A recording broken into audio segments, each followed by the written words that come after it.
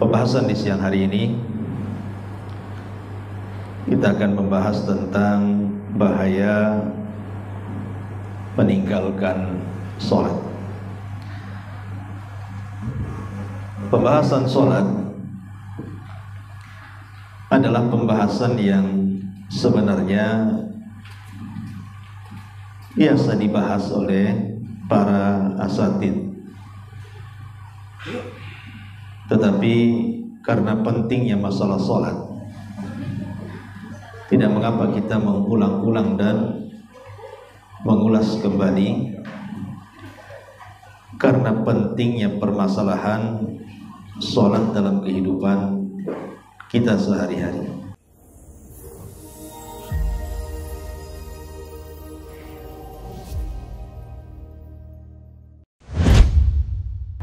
Alhamdulillah, wassalatu wassalamu ala rasulillah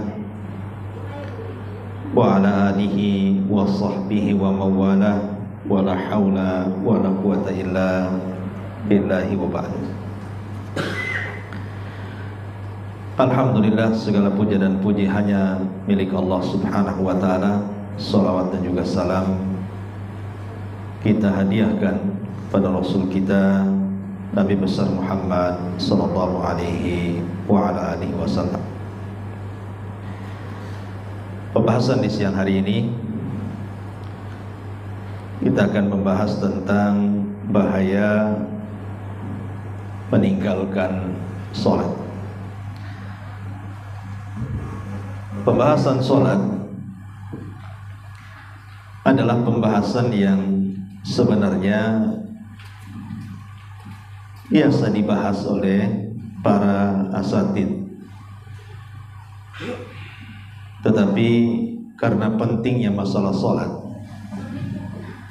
tidak mengapa kita mengulang-ulang dan mengulas kembali, karena pentingnya permasalahan sholat dalam kehidupan kita sehari-hari. Ma'asyiral muslimin wal muslimat rahimani wa rahimakumullah. Dikisahkan dari kisah Israiliyat di zaman Nabi Musa alaihi salatu wassalam. Jadi ada seorang wanita mendatangi Nabi Musa alaihi salatu wassalam dan hendak bertobat, karena wanita ini sudah melakukan perzinahan dan hasil zinahnya dia pun hamil dan mengandung. Kemudian saat melahirkan dia benci dengan anaknya, maka wanita ini pun membunuh anaknya. Kemudian dia menyesal dan ingin bertobat. Datanglah wanita ini kepada Nabi Musa alaihi salatu wassalam. Maka mendengar wanita ini berzina, kemudian mengandung, kemudian melahirkan dan dibunuh anaknya, Nabi Musa marah. Dan Nabi Musa mengatakan, ma hadzal amalul azim alladzi fa'alti. Dosa apa ini? Dosa yang sangat besar yang kau lakukan. Ukhruji min hahuna qabla ayanzilallahu alaina naran minas samai bisababi ma fa'alti. Maka Nabi Musa alaihi salatu wasallam mengusir wanita ini dan mengatakan, sebaiknya kau keluar, pergi dari sini sebelum Allah turunkan api dari langit dengan sebab perbuatan. Maka wanita ini pun pergi, ketakutan dengan Nabi Musa. Maka tiba-tiba Allah subhanahu wa ta'ala mengutus malaikat dan menemui Nabi Musa alaihi salatu wassalam. Kemudian dikatakan kepada Musa, madza fa'alta bil mar'ati at-taibati. Wahai Musa, apa yang kau lakukan dengan wanita yang hendak bertobat itu? Kenapa kau usir dia? Maka Musa alaihi salatu wassalam berikan alasan bagaimana tidak usir dia. Dia sudah berzina kemudian hamil, melahirkan, dibunuh pula anaknya. Maka aku usir wanita itu. Takut kalau seandainya tidak aku usir wanita itu, Allah akan turunkan api dari langit dan akan menghancurkan tempat ini. Maka malaikat ini mengatakan, ya Musa, amma wajadta afjaru minha. Wahai Musa, bukankah ada dosa yang lebih jahat dibandingkan yang dilakukan wanita itu? Bukankah ada dosa yang jauh lebih jahat dibandingkan yang dilakukan wanita itu? Maka Musa alaihi salatu wasallam bertanya kepada malaikat ini mengatakan, wa ma afjaru minha. Dosa apa lagi yang lebih jahat dibandingkan wanita yang berzina, kemudian hamil, kemudian melahirkan dan dibunuh anaknya? Maka malaikat ini mengatakan, tarikus salati amidan muta'ammidan amaluhu a'zam mimma amilat hadhil mar'ah. Maka malaikat ini mengatakan, orang yang meninggalkan salat, dia meninggalkan secara sengaja dan disengaja, maka dosanya jauh lebih besar dibandingkan yang dilakukan wanita itu. Jadi kalau ada orang yang meninggalkan salat, kata malaikat ini kepada Nabi Musa, itu dosanya lebih besar dibandingkan orang yang berzina, kemudian hamil, kemudian melahirkan, kemudian dibunuh anaknya. Jadi orang yang meninggalkan salat lebih besar dosanya dibandingkan membunuh dan berzina. Itu kesimpulan dari kisah ini. Tetapi kisah ini adalah kisah Israiliyat, tidak bersanad. Dan kita tidak mungkin berpegang dengan kisah ini. Tapi walaupun demikian, walaupun kita tidak berpegang dengan kisah ini, kita berpegang dengan Al-Quran dan Sunnah Nabi Sallallahu Alaihi Wasallam. Apa yang diisi daripada kisah yang kita kisahkan ini adalah benar, bahwa orang yang meninggalkan salat itu jauh lebih jahat dibandingkan orang berzina, narkoba, mencuri, merampok, berjudi, dan begitu seterusnya. Dan itu dikatakan oleh Al-Imam Ibnul Qayyim rahimahullahu ta'ala dalam kitabnya. Beliau mengatakan, la yakhtaliful muslimun, tidak ada khilaf kaum muslimin, kata Imam Ibnul Qayyim, anna tarkas salatil mafrudati amdan, bahwa siapapun yang meninggalkan salat 5 waktu secara sengaja, min a'zamiz dzunub, termasuk sebesar-besarnya dosa. Wa anna ithmahu a'zam min ithmi qatli nafsi wa akhdil amwal wa min ithmi zina was sariqati wasyurbil khamari. Dan dosa orang yang meninggalkan salat jauh lebih besar dibandingkan membunuh, dibandingkan mengambil harta orang, dibandingkan berzina, dibandingkan mencuri, dibandingkan minum khamar, dan begitu seterusnya. Jadi orang meninggalkan sholat itu bahaya. Cuman anehnya di masyarakat ini, kalau ada orang meninggalkan sholat kayaknya tenang-tenang saja kan gitu. Kalau kita ini punya tetangga pembunuh, dan cara membunuhnya sadis gitu ya, mungkin dengan cara dimutilasi, rasanya udah kita ini mungkin melaknat orang itu. Atau ada orang pesta narkoba di depan rumah kita, wah mungkin kita melaknat-laknat lah. Tapi berapa banyak orang-orang yang meninggalkan sholat di depan kita, kita biasa-biasa saja. Padahal orang yang meninggalkan sholat itu dosanya jauh lebih besar dibandingkan narkoba, dibandingkan berzina, dibandingkan membunuh, dibandingkan khamar, dan begitu seterusnya. Kenapa kok orang meninggalkan sholat itu lebih besar dosanya dibandingkan orang minum khamar? Karena meninggalkan sholat ini diperselisihkan para ulama tentang keislamannya. Orang kalau meninggalkan sholat itu diperselisihkan keislamannya. Apakah dia masih muslim ataukah sudah kafir? Karena seorang muslim mungkin dia mencuri, seorang muslim mungkin dia minum khamar, seorang muslim mungkin dia narkoba, seorang muslim boleh jadi dia membunuh. Tapi seorang muslim tidak sholat itu mustahil. Karena Salat itu pembeda antara mukmin dan kafir masalahnya.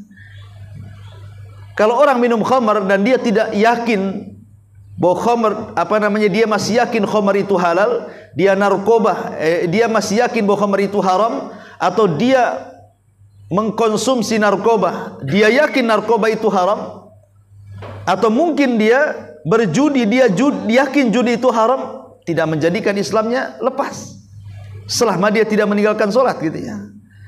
Tapi walaupun dia tidak minum khamar, dia tidak berjudi, dia tidak narkoba, dia tidak membunuh, dan begitu seterusnya dari maksiat-maksiat yang berkaitan dengan orang lain, kalau dia sampai meninggalkan sholat, maka Islamnya diperselisihkan.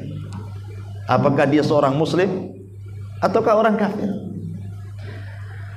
Di masyarakat ini aneh gitu. Kadang-kadang barometer orang dianggap baik itu hanya dilihat dari segi akhlak saja. Kalau orang itu tak mabuk, orang itu tak judi, tak narkoba, bagus orangnya, maka kita katakan itu orang baik. Padahal tidak sholat tuh ya. Tapi nih kalau sebaliknya tuh, orang itu sholat tapi dia mabuk, narkoba, main perempuan, berzina dan begitu seterusnya, kita katakan jahat itu kan itu ya. Padahal orang yang sholat itu jauh lebih baik dibandingkan orang yang tidak berzina. Ini satu sholat tapi berzina, satu pula tak berzina tapi tak sholat. Nah itu maksudnya. Yang satu tidak sholat, tidak berzina, yang satu berzina tapi dia sholat. Maka orang yang sholat kemudian dia masih belum bisa meninggalkan zina, itu masih lebih baik dibandingkan orang yang tidak berzina tapi dia tidak sholat. Kenapa demikian? Karena meninggalkan kewajiban itu dosanya lebih besar dibandingkan melakukan yang diharamkan Allah subhanahu wa ta'ala. Ma'asyiral muslimin yang dimuliakan Allah subhanahu wa ta'ala, maka dari sini kita tahu bahwa dosa orang yang meninggalkan sholat ini besar. Jangan cerita orang meninggalkan sholat, Bu ya. Orang yang sholat saja, kalau sholatnya itu asal-asalan, itu masalah. Nabi SAW sampai mengatakan, Innar rajula la yusalliyah sittina sanatan wa ma tuqbalu lahu salatun la'allahu yutimmu ruku'a wa la yutimmu sujudah wa yutimmu sujud wa la yutimmu ruku'. Dari hadis Abu Hurairah radhiyallahu an, dan hadis ini disahihkan oleh Syekh Nasiruddin Al-Albani rahimahullahu taala. Apa kata Rasulullah? Kata Nabi SAW, sungguh ada seseorang itu yang sholat selama 60 tahun. Jadi mulai dari akil balik, kalau laki-laki 15 tahun, kalau perempuan 9 tahun. Dia tidak pernah meninggalkan sholat sampai 60 tahun. Tetapi sholatnya tidak diterima Allah. Bayangkan, sholat 5 waktu 60 tahun, tapi 1 rakaat pun tidak diterima oleh Allah Azza wa Jalla. Kenapa coba? Maka Rasulullah SAW menjelaskan, karena dia sempurna rukunya tapi tidak sempurna sujudnya, atau sempurna sujudnya tapi tidak sempurna rukunya, alias asal-asalan bahasa kitanya. Jadi kalau sholat saja asal-asalan tidak diterima, macam mana orang yang tak sholat gitu? Makanya dijelaskan oleh Imam Ahmad ibn Hanbal rahimahullahu ta'ala. Apa kata Imam Ahmad? Ya'ti 'alan nas zaman yusalluna wa hum la yusallun. Akan datang zamannya manusia itu nampaknya sholat tapi sebenarnya tak sholat. Kata Imam Ahmad, akan datang zamannya nanti orang-orang itu nampaknya saja dia sholat, hakikatnya tidak sholat. Dan Imam Ahmad mengatakan, saya takut zamannya ada pada zamanku ini, katanya. Ini yang ngomong Imam Ahmad. Imam Ahmad itu generasi salaf. Kok bisa Imam Ahmad ngomong begitu? Akan datang zamannya orang itu nampaknya sholat tapi tidak sholat. Ini yang ngomong Imam Ahmad di zaman dia. Bahwa Imam Ahmad melihat ada orang yang sholatnya asal-asalan, sampai dia mengatakan akan datang zamannya orang yang sholat tapi tidak sholat. Gimana kalau seandainya perkataan ini kita praktekkan di zaman sekarang? Ya memang prakteknya memang di zaman sekarang orang yang nampak sholat tapi tidak sholat. Contohnya apa? Yang nampak di YouTube sajalah. Lihat, ada orang sholat itu jauh daripada sunnah Nabi SAW, 7 menit 23 rakaat. Macam mana akan sempurna rukunya dan akan sempurna sujudnya kan? Oh, dolin, amin. Ruku gitu, sujud nggak jelas kan itu. Kita saja yang nengok capek, apalagi yang sholat. Yang nengoknya YouTube lah capek gitu kan. Cemana lah orang ini bacaannya, gerakannya udah nggak kebayang tuh. Nah, jadi orang seperti ini apa diterima sholatnya? Makanya Nabi SAW mengatakan ada seseorang 60 tahun dia sholat, ditolak sholatnya karena sempurna rukunya tidak pula sempurna sujudnya, atau sempurna sujudnya tidak pula sempurna rukunya, karena tidak tumaknina dalam sholatnya. Maka orang-orang yang seperti ini diturunkan satu ayat dalam Al-Quran, fawailun lil musallin alladzina hum an salatihim sahun. Celaka bagi orang-orang yang sholat, yang sholatnya mereka lakukan dengan cara lalai, tidak memperhatikan gerakannya, bacaannya, waktunya, dan begitu seterusnya. Ini cerita yang sholat nih. Yang sholat saja tidak selamat. Bagaimana yang tidak sholat sama sekali kan? Kalau yang sholat saja tetapi melalaikan sholatnya, Allah katakan celaka bagi mereka. Macam mana orang yang sama sekali tidak sholat? Maka ini lebih bahaya lagi. Makanya Ibnu Taimiyah rahimahullahu ta'ala menukilkan ijma' kesepakatan para ulama, man taraka salata jumlatan faqad kafar. Siapa yang meninggalkan salat secara jumlah maka dia telah kafir. Maksudnya lebih banyak meninggalkan dibandingkan melakukan, itu namanya jumlah itu. Dia salat tapi Jumatan saja, salat tapi salat Id saja, selebihnya tidak salat dia. Lah orang yang nongol Jumatnya saja atau yang nongol 2 Idul Fitrinya saja, ini orang ini dikatakan kafir kata Ibnu Taimiyah. Dan itu banyak di masyarakat seperti itu. Jadi sampai kapan orang meninggalkan sholat? Sampai disolati? Kan tidak mungkinlah sampai disolati. Ma'asyiral muslimin wal muslimat rahimani wa rahimakumullah. Maka orang yang meninggalkan sholat itu sangat bahaya sekali hukumannya di hadapan Allah Subhanahu wa ta'ala. Taib. Ada satu kisah yang diceritakan oleh salah seorang syekh. Jadi kejadiannya di Riyadh, di daerah Riyadh, Saudi Arabia. Jadi ada anak muda. Anak muda ini memang nakal sekali. Selain daripada tidak pernah sholat, memang kehidupannya itu sangat suram, narkoba, khamar, pokoknya dengan kehidupan bebas di luar. Bahkan dia juga suka menentang ayahnya, durhaka dengan orang tuanya. Satu hari anak muda ini kecelakaan. Kemudian akibat kecelakaan ini menyebabkan anak muda ini meninggal dunia. Kemudian orang tuanya ketika itu mencari orang yang hendak memandikan anak muda ini. Maka adalah orang yang mau memandikan anaknya. Subhanallah. Ketika air campuran bidara itu mulai diaduk, kemudian dituangkan di wajahnya, ini yang memandikan jenazah ini kaget. Karena ketika disentuh dengan air yang sudah dicampur bidara itu, tiba-tiba mukanya gosong, kayak disiram dengan air keras, padahal air biasa sama daun bidara tuh. Otomatislah yang memandikan jenazah ini kaget, salah apa saya kan gitu. Jenazah tadinya bagus-bagus saja, tidak ada apa-apa, tiba-tiba disiram wajahnya kok gosong kayak terbakar gitu. Jadi kagetlah yang mandikan jenazah ini. Langsung dia pun keluar dari pemandian karena takut. Kemudian dia bertanya, siapa bapak anak muda ini? Gitu. Tolong panggil. Datanglah laki-laki dan mengatakan saya. Maka kemudian yang memandikan jenazah ini mengatakan, bisa enggak engkau melihat jasad putramu? Tapi bapak ini tak mau. Tak mau. Karena anak itu anak durhaka masalahnya. Tetapi dibujuk-bujuk oleh pemandi jenazah ini, terpaksalah bapaknya masuk ke dalam pemandian itu.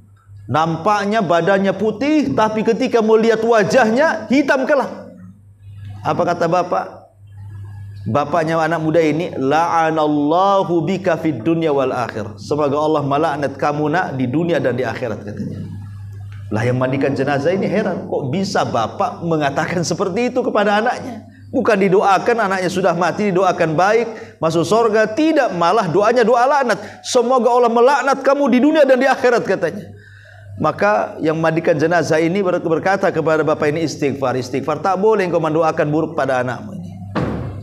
Kemudian alasan kenapa dia mendoakan buruk, maka bapaknya mengatakan dia sudah wajar kudoakan seperti itu, karena selama hidupnya dia tidak pernah sholat, dia pun menentang orang tuanya, dia pun minum khamar, mabuk, dan disebutkan maksiat-maksiatnya. Sudah wajar, semoga Allah melaknat kamu di dunia dan di akhirat, kata bapaknya. Tapi kemudian pemandi jenazah ini terus merayu, sampai akhirnya kemudian bapaknya sedih. Barulah menaruh iba kepada anak yang meninggal, dan dia pun mulai tidak keras lagi dan mendoakan kebaikan bagi anaknya. Tapi kisahnya tidak sampai di sini. Jadi ketika kemudian jasadnya ini dibawa ke pekuburan, lah kebetulan yang masuk ke liang lahat itu kakaknya, saudaranya, saudara kandungnya masuk ke liang lahat. Kan di antara sunnah meletakkan jenazah di lubang itu adalah menghadapkan wajah ke kiblat.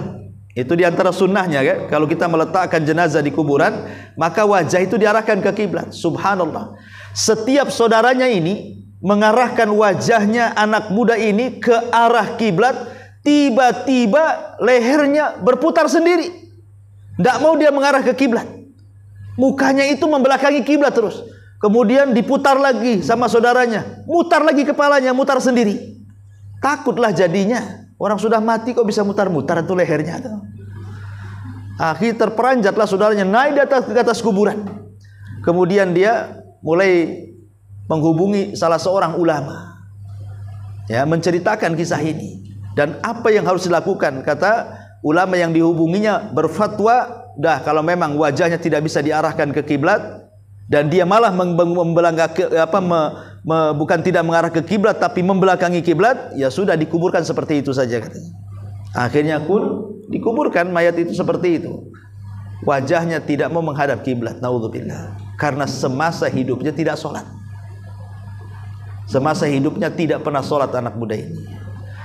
Jadi syekh itu yang ditanya itu heran, kok ada anak muda bertanya soal orang yang dimasukkan ke liang lahat yang tidak bisa mukanya dihadapkan ke kiblat. Ini peristiwa pertama kali terjadi nih.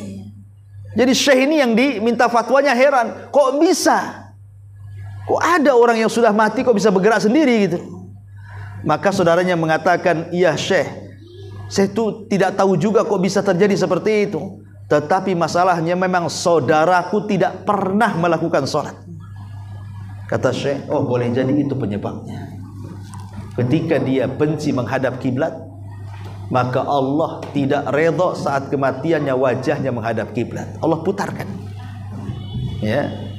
Karena Nabi SAW mengatakan, man ahabba liqa Allah ahabballahu liqa'ah, wa man kariha liqa Allah karihallahu liqa'ah. Barang siapa yang cinta berjumpa dengan Allah, Allah cinta berjumpa dengan dia.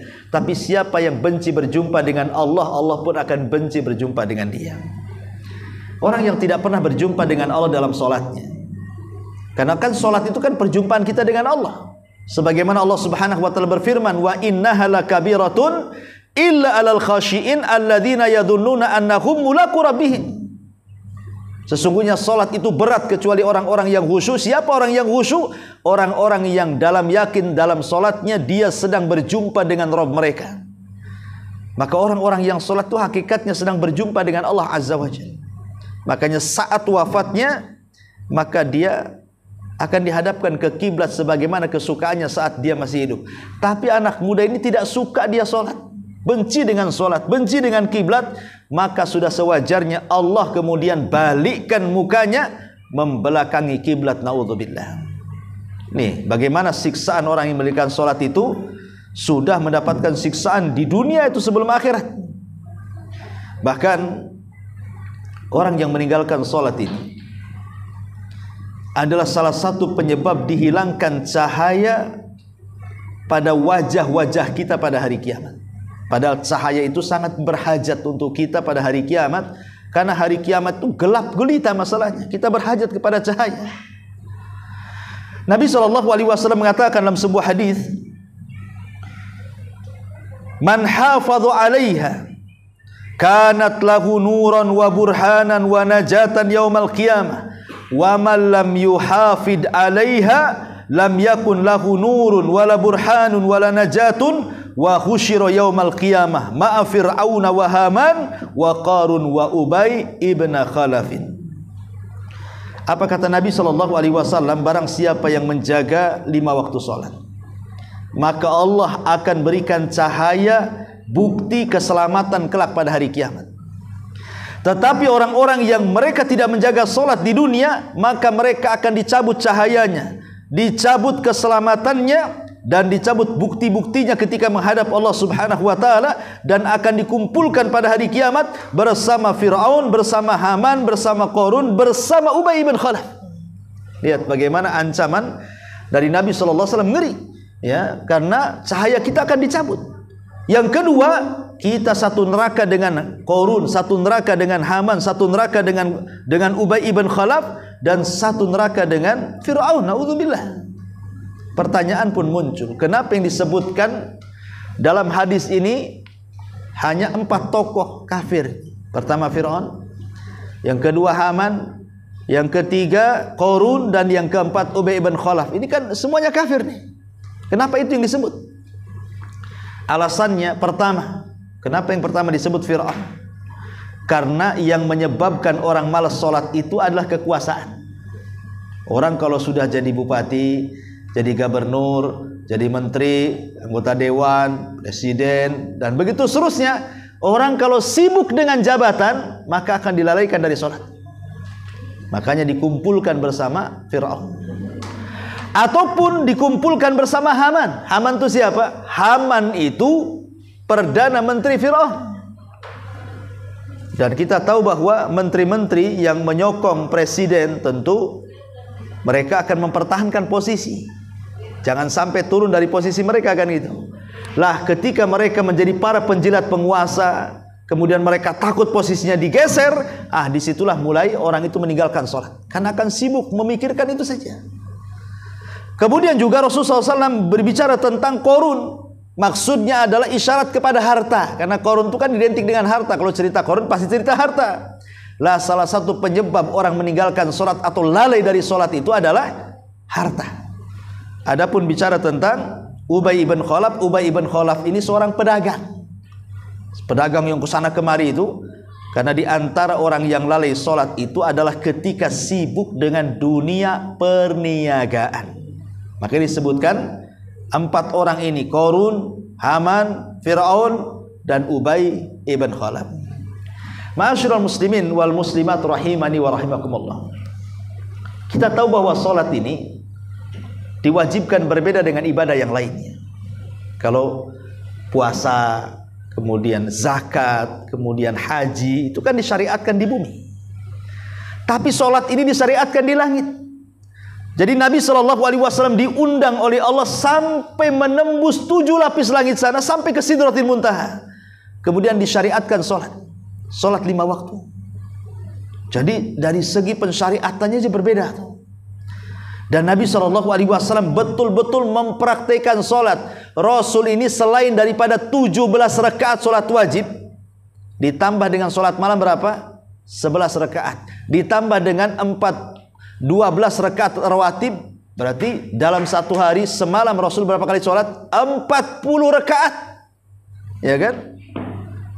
Coba 17 rakaat ditambah 11 rakaat ditambah 12 rakaat, kan jatuhnya 40 rakaat tuh. Setiap hari Rasul itu sholat 40 rakaat loh. Dari sholat wajibnya, kemudian sholat malamnya, kemudian rawatibnya. Sementara Nabi SAW sudah diampuni dosanya yang telah, yang sedang, yang akan datang. Tapi dalam sehari Rasul sholat bisa sampai 40 rakaat. Lah kita loh yang gak dijamin keselamatan kita, tidak dijamin dosa kita diampuni, kok malas pula untuk melaksanakan sholat? Aneh kan gitu. Rasul saja sholat 40 kali dalam satu hari satu malam. Ma'asyiral muslimin yang dimuliakan Allah Subhanahu wa taala, yang menarik adalah ada seorang sahabat namanya Al-Miswar ibn Mahramah. Al-Miswar ibn Mahramah. Lah Miswar ibn Mahramah ini satu ketika masuk di saat detik-detik Umar ibn Khattab radhiyallahu an sedang mengalami sakit dan hampir mati karena ditusuk oleh Abu Lu'lu al-Majusi. Tiba-tiba Umar radhiyallahu an ketika melihat Al-Miswar ibn Mahramah ini, setelah menjenguknya kemudian hendak keluar, dipanggil oleh Umar dan mengatakan, la hadda fil Islam liman taraka shalah. Tidak ada bagian dalam Islam orang yang meninggalkan salat, kata Umar. Makanya saat-saat detik wafat itu Rasulullah SAW hanya memberikan 2 wasiat saja kan, salat dan jaga budak-budak cahaya, budak-budak sahaya yang kalian beli atau kalian lindungi, suruh dijaga. Jadi Rasul itu berwasiat sebelum wafatnya cuma 2 ini. Dan ingat bahwa saat detik-detik wafatnya Rasul itu kan tidak banyak waktunya. Harusnya Rasul kan memilih wasiat-wasiat yang penting kan, karena waktunya terbatas. Orang mau mengalami ajal kan terbatas. Berarti kan ketika menyampaikan wasiat itu tidak lama tuh. Tetapi dalam waktu yang singkat Nabi SAW sebelum wafatnya mengingatkan 2 perkara. Pertama, jangan tinggalkan sholat. Yang kedua, peliharalah baik-baik budak-budak atau hamba-hamba sahaya, au ma malakat aimanukum. Taib, ma'asyiral muslimin wal muslimat rahimani wa rahimakumullah. Tapi walaupun demikian, kita tahu bahwa ada satu kisah yang menarik tentang masalah sholat juga. Jadi dahulu, kata seorang syekh bercerita, ini pun masih kejadian di Timur Tengah juga. Jadi ada satu desa. Satu desa itu semua orang alim. Maksudnya tidak alim lah, soleh lah, ke masjid rajin. Pokoknya desa itu memang dinampak kealimannya, kesolehannya. Penduduknya itu suka ke masjid. Tapi ada pula salah satu penduduk yang tinggal di situ itu tidak pernah ke masjid, tidak pernah sholat, tidak pernah nampak batang hidungnya lah, dan memang tidak sholat. Jadi akhirnya menjadi buli-bulian warga tuh. Itu orang jahat itu tidak sholat katanya. Satu hari datanglah pendatang baru, hendak mencari sewaan. Rupanya dapat rumah di samping orang yang tidak sholat, yang dicela oleh kaum yang ada di situ tuh. Ketika dia sholat subuh, orang baru ini, kata imam masjid mengatakan, kamu tinggal di mana? Kata orang ini, saya tinggal di sebelah sana. Langsung sang imam mengatakan, celaka engkau, kau pindah dari situ. Itu tetanggamu tak sholat katanya. Ngapain kamu tinggal di situ? Subhanallah, bayangkan. Orang sana itu, orang yang tidak sholat itu masih diwanti-wanti itu. Orang sekarang nggak peduli mau sholat nggak sholat, dianya nggak sholat itu ya. Akhirnya orang baru ini mengatakan, ya semoga Allah memberikan hidayah kepada dia. Dia mau sholat. Ketika kemudian keesokan harinya, dia kan baru beli rumah baru di situ. Tetangganya pula tak sholat. Jadi dia nampak tetangganya sedang duduk di depan pintu, disapa sama dia dengan senyum. Kemudian mengucapkan salam, dijawab salam. Kemudian dia cerita, wahai fulan, aku ini orang baru. Tadi subuh aku sholat subuh di masjid ini. Semua manusia memujimu katanya. Padahal tidak ada manusia memuji dia. Tapi dia bohongi. Semua orang masjid, pak imamnya memuji kamu katanya. Semua memuji kamu. Masya Allah, kamu itu orang baik katanya. Kata tetangga yang tidak sholat tuh, yang benar saja. Setahu saya dicela orang katanya. Anda semua manusia memuji. Akhirnya kemudian orang baru ini setelah ngomong begitu, besoknya memberikan hadiah dan mengatakan, wahai fulan, karena saya mendengar orang-orang kampung sini mengatakan ke orang baik, maka sebagai imbalannya aku kasih hadiah. Semoga aku bisa mencontohmu katanya. Padahal ada sholat ya. Tiba-tiba kemudian orang yang tidak sholat, yang jahat ini merenunglah, apa betul orang-orang memuji saya? Tapi informasinya kayak gitu, kata orang baru itu. Ya, kemudian dia dapat ngasih hadiah pula sama saya. Akhirnya mulai dia malu. Karena malu, kemudian dia pun ikut sholat subuh perdana seumur hidupnya. Sejak masjid itu dibangun sampai selesai, itulah sholat subuh perdana dia sholat itu. Jadi sang imam ini heran sama orang baru itu. Kok apakan tetanggamu itu? Kok sihir ya katanya? Enggak, aku hanya ngobrol-ngobrol, kemudian aku kasih hadiah. Tiba-tiba dia mau diajak ke masjid ini dan sholat fajar di sini. Subhanallah, bayangkan. Terkadang ada hidayah itu bisa masuk di waktu-waktu tertentu. Maka sebelum seseorang itu datang ajal, maka sebaiknya orang itu jangan pernah meninggalkan sholat. Karena konsekuensi orang meninggalkan sholat itu sangat mengerikan sekali. Baik di dunia, di alam kubur, ataupun di akhirat, sampai kepada masuk neraka. Ada nama neraka khusus namanya Sakor. Ketika ditanya masalakakum fi Sakor, qalu lam naku minal musallin. Kenapa kalian sampai masuk ke neraka Sakor? Maka mereka mengatakan kami dulu tidak pernah sholat. Lihat, neraka khusus namanya Sakor diperuntukkan untuk orang-orang yang meninggalkan sholat. Wallahu a'lam bishawab. Ini materinya singkat saja. Kita buat tanya jawab sajalah. Silakan kalau ada yang mau bertanya, kita tunggu.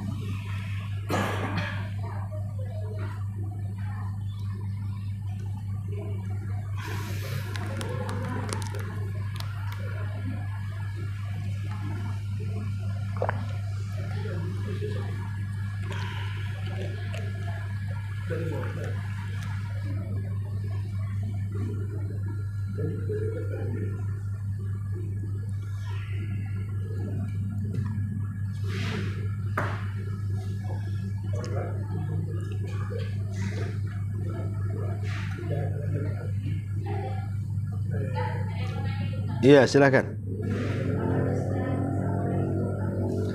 Ya, waalaikumsalam warahmatullahi. Iya.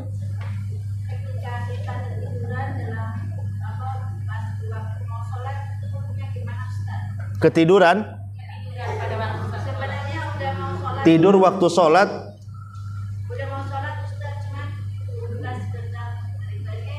Sudah sholat? Pas mau sholat. Oke, saya kira tidur waktu sholat tuh ngapain kok waktu sholat tidur? Oke, jadi hukumnya begitu ya. Itu berapa kali sehari tuh tidur sebelum sholat tuh? Gini ya, ada hadis. Hadis ini menceritakan tentang azab kubur.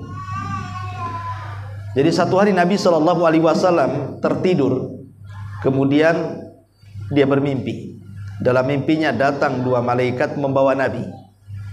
Rupanya dibawa ke sebuah tempat. Rupanya tempat itu tempat pengazaban manusia. Manusia diazab di situ. Lah salah satu yang dilihat Rasul adalah ada seorang laki-laki yang terlentang. Di sampingnya ada laki-laki lain yang berdiri memegang batu. Kemudian batunya dihantam-hantamkan ke kepalanya sampai hancur. Kemudian setelah hancur, orang ini pergi mau mencari batu yang baru. Rupanya setelah dapat batu yang baru, kemudian datang kepada orang yang dibentur tadi. Rupanya kepalanya sudah kembali utuh. Dibenturkan lagi sampai hancur. Kemudian pergi cari batu lagi. Pas datang sudah utuh lagi. Subhanallah. Bayangkan orang yang seperti ini sakitnya seperti apa. Sehingga Rasulullah SAW bertanya, mahadan, kenapa orang ini, apa hukumannya, kok bisa sampai seperti itu? Bisa kok kepalanya dibentur-benturkan batu sampai hancur, ini apa masalahnya orang ini?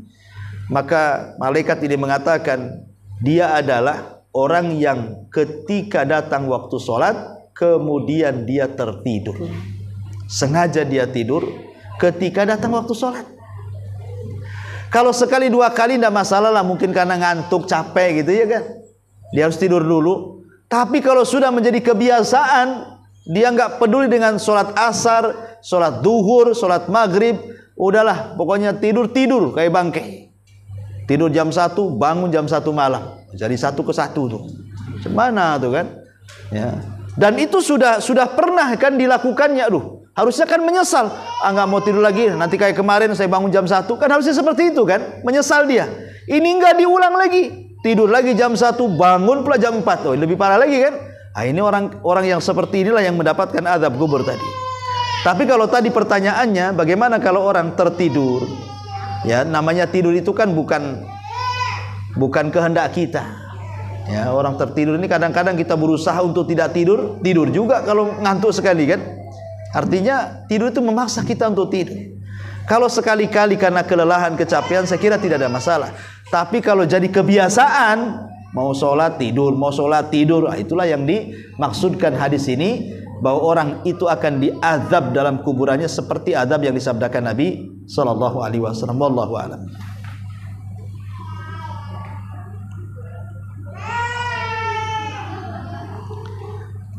Iya, ini di YouTube ini ada pertanyaan.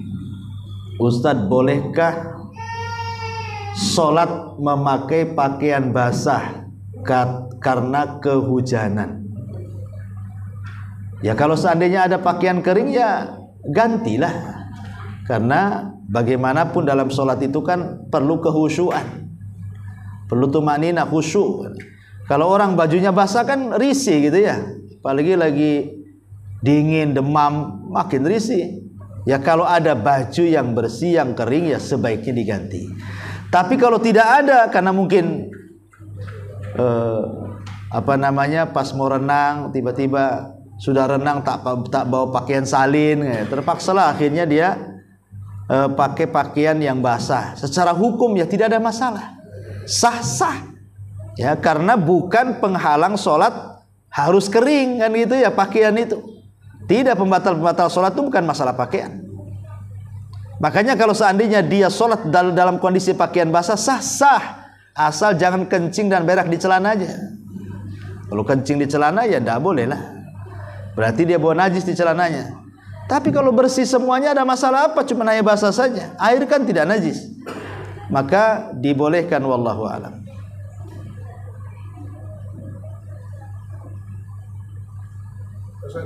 Oke. Kan sholat itu kan belum tentu diterima oleh Allah. Berarti posisinya kita ikhlas saja mau diterima mau enggak, di urusan nanti sama Allah. Atau jadi kan kita khawatir ada was-was di mana. Iya. Ya sudah seharusnya kita ini punya perasaan sholat kita ini diterima atau tidak. Itu harus ada perasaan seperti itu. Itu namanya perasaan takut. Dalam ibadah itu kan harus terangkai 3 rukun ibadah: cinta, harap, dan takut. Cinta karena kita mencintai ibadah. Harap karena mengharap dengan ibadah ini dapat imbalan surga dan pahala. Takut kalau tidak diterima, takut kalau masuk neraka. Memang harus ada perasaan seperti itu. Ya, takut kalau seandainya saya sholat ini asal-asalan nggak diterima, akhirnya dia makin semangat memperbaiki sholatnya karena takut gak diterima. Harus ada perasaan seperti itu. Itu bagian daripada perasaan takut. Dan takut itu bagian daripada ibadah hati, termasuk rukun ibadah. Wallahu a'lam.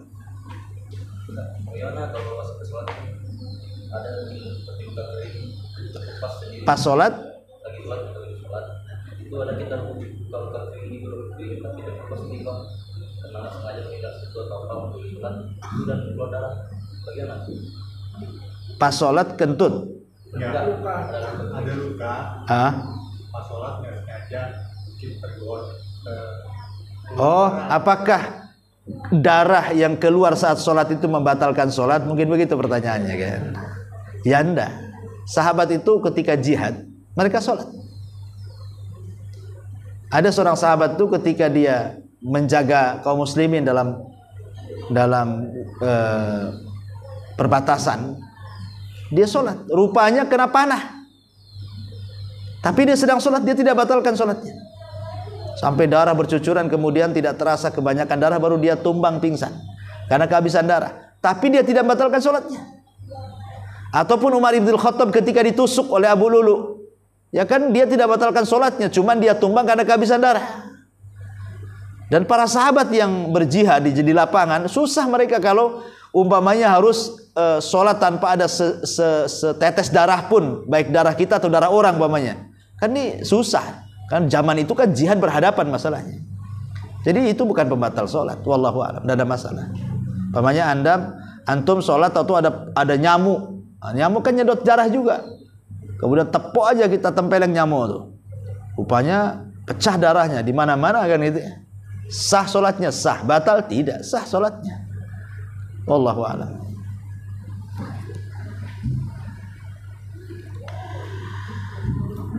Taib, saya kira sudah cukup ya. Udah jam 11:12. Dekat juga ke azan. Subhanallah bihamdika, asyhadu an la ilaha illa anta, astaghfiruka wa atubu ilaik. Allahu ta'ala. Assalamualaikum warahmatullahi wabarakatuh. Intinya bahwa tolong berakhlak kepada Allah. Membahas tafsir dari surah Al-Imran. Lahirlah Imam Muslim, Abi Dawud, Tirmidzi, Ibnu Hibban. Jadi ketika Yunus alaihi salatu wassalam terkena undian itu,